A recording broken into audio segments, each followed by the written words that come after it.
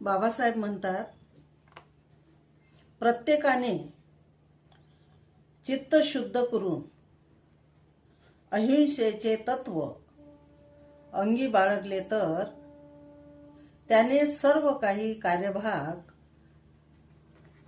साधता येईल. या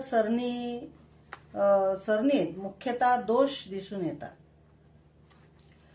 युद्धासारख्या प्रसंगी प्रत्येक व्यक्ती पुढे हा मुख्य प्रश्न उद्भवतो की मी या युद्धात भाग घेऊ की नको, आणि इतरांना मी त्यातून कसा वाचू शकतो. स्वार्थ सोडून परमार्थ साधीन अशी मनोदशा निर्माण होईल, पण परमार्थ साधल्या जाईल की नाही हे निश्चित मात्र सांगता येत नाही. लढाई कोणतीही असो, त्यामध्ये लोकजीवनावर आघात हे होत असतात. ते संकटात सापडले म्हणजे त्यांचा नाश होण्याची संभावना असते. आपण तो नाश करू नये.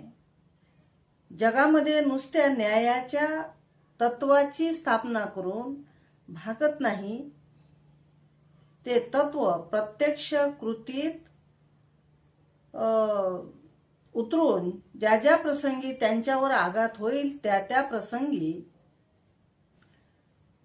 आखाड्यात उतरून त्याचा प्रतिकार केल्याशिवाय कार्यभाग हा होणार नाही, असं बाबासाहेब आंबेडकर म्हणतात. नुसती न्यायी वृत्ती ठेवल्यास, काय म्हणतात ते, की नुसती न्यायी वृत्ती ठेवल्यास स्वतः पलीकडे दुसऱ्यास कोणालाही त्याचा उपयोग होत नाही. आणि प्रत्यक्ष कृती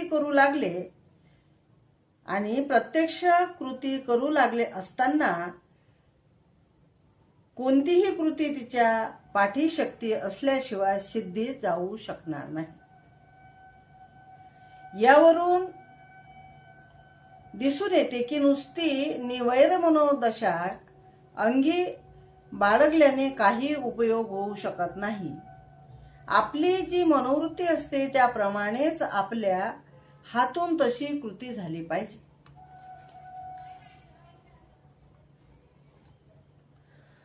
आणि कृती जर व्हायची तर शक्तीचा उपयोग केल्याशिवाय गत्यंतर नाही. निशस्त्र पुरस्काराचे